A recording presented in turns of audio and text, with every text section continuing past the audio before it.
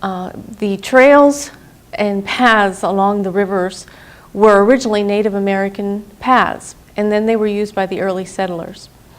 Then they built the railroads, and the railroads were so important to this area. They brought all of the goods in that we needed here, and they also took out the oil that made this area famous in the valley that changed the world.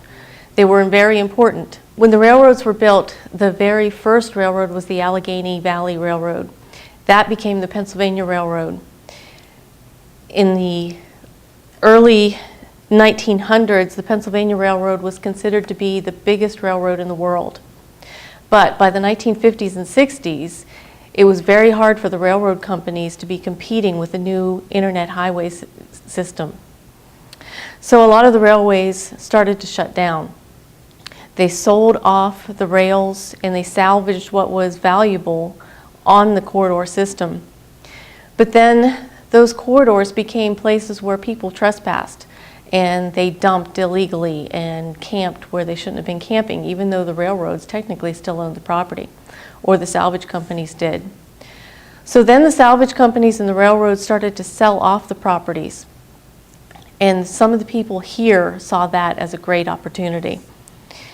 The National Rails to Trails Conservancy had just gotten started, and that was a national organization that was encouraging these old corridors to be used for recreational purposes and for the health benefits to get people out and moving. Some of the people here took that idea and they formed the Allegheny Valley Trails Association. Now that was and still is an all-volunteer organization, but they developed the knowledge and the skills to do the research on the deeds of the properties. They also were able to find funding both in grants and in local money and donations. And they bought the properties and built the first trails. Now those trails became so successful that it has grown from there.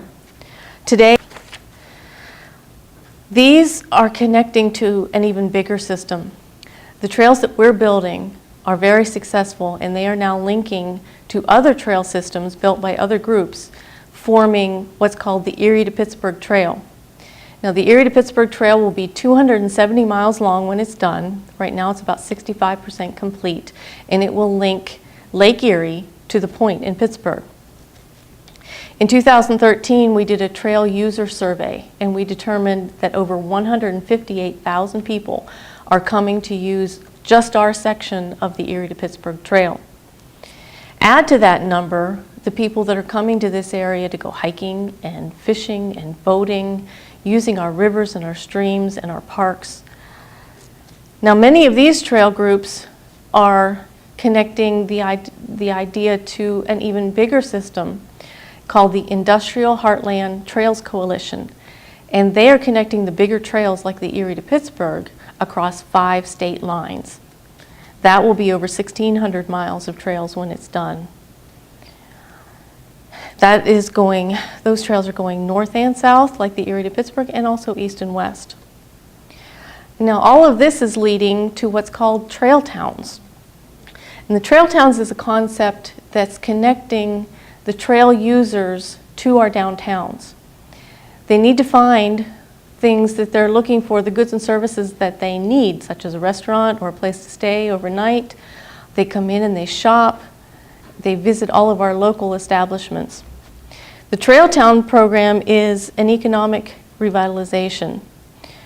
The survey found that the people that are coming to our trail system are spending over $6.9 million every year.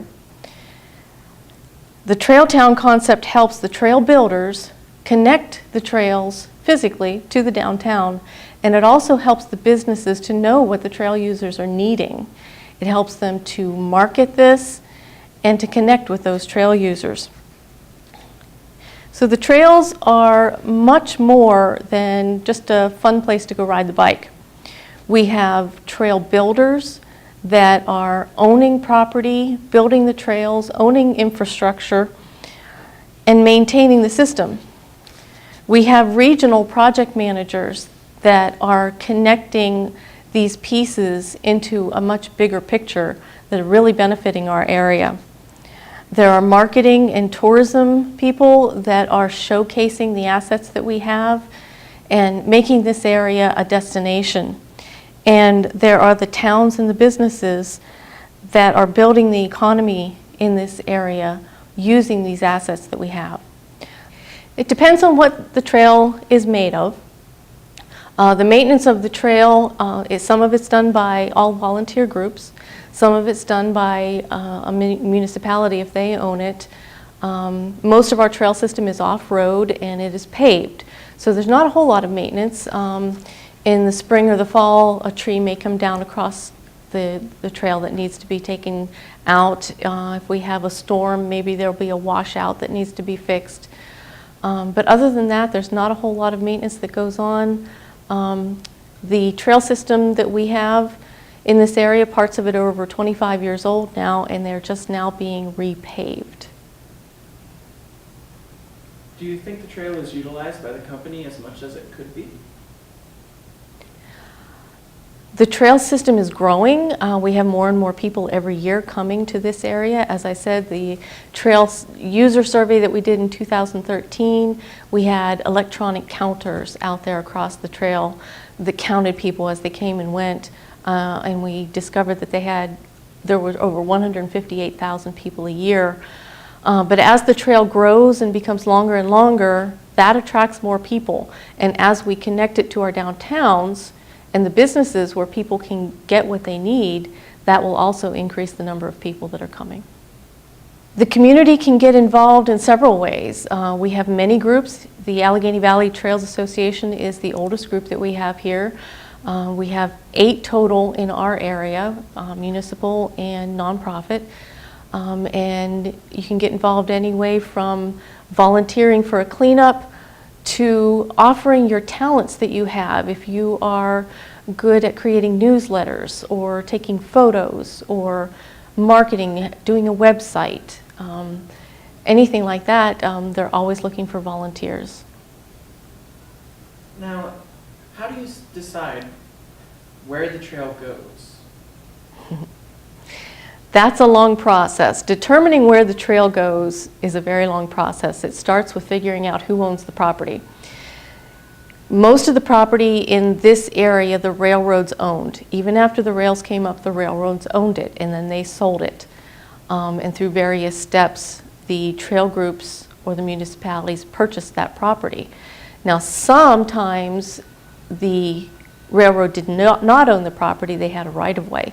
And that meant that once the railroad was gone, that right-of-way went back to the current landowner. So the next step is to speak with that landowner and get a right-of-way agreement, which is a legal agreement.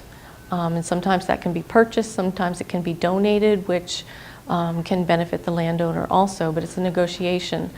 And then we also look into whether it can be done physically or not, if that's a good place for the trail. Plus, where is it connecting to? Is it connecting to another trail? Is it connecting to downtown? Is it a scenic area, an historic area? The trails are important for themselves, but they're also important to connect to something. So that's how we determine where to put it. They go through some very rural areas, some very scenic areas. There are 3 tunnels. 12 bridges, including the Belmar Bridge, which goes across the Allegheny River. It's an old railroad bridge, and you can look up and down the valley, and it's a great place to take pictures off of that bridge.